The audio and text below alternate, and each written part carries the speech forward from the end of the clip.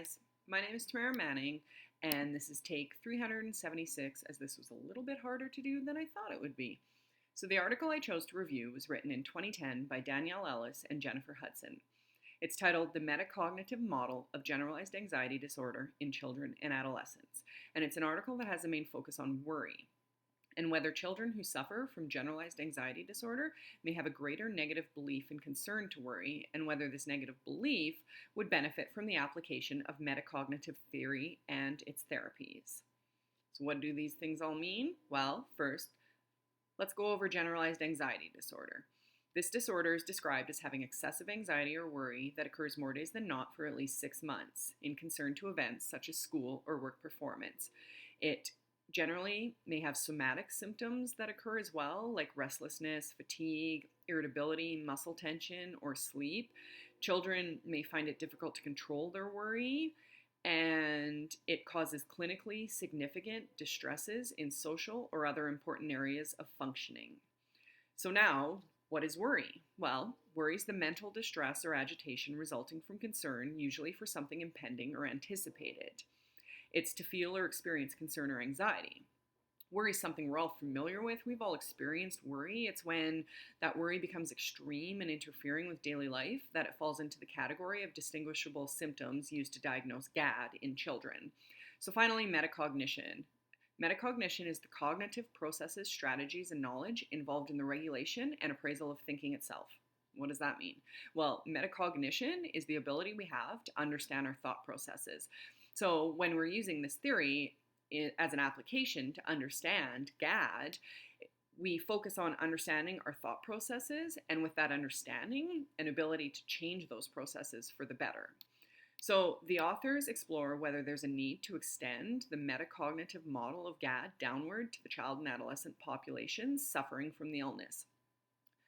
Research thus far has focused primarily on adults, but the authors argue that worry is prevalent in children with generalized anxiety disorder much more than those who experience other types of anxiety disorders or those without psychopathology.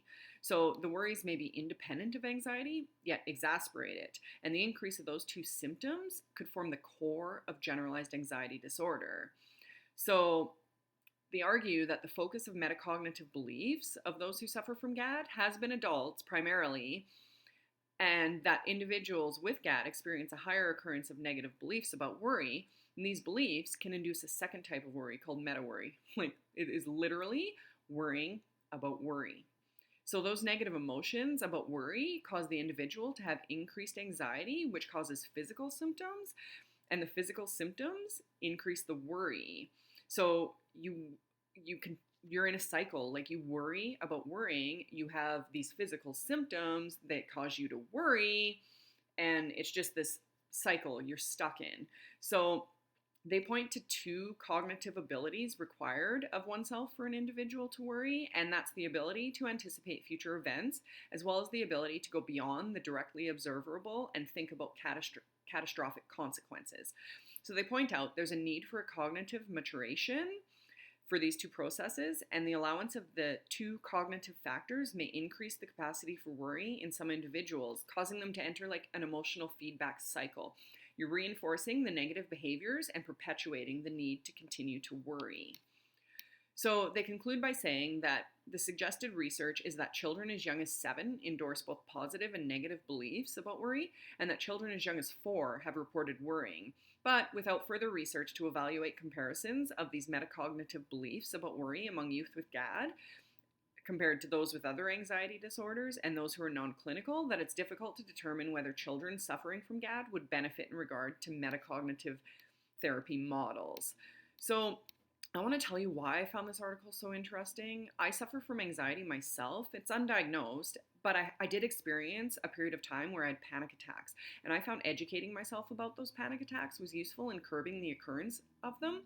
And this article, like the metacognitive theory, speaks to the importance of how powerful our brains are, both in the ways they can deceive us as well as the ways they can help us.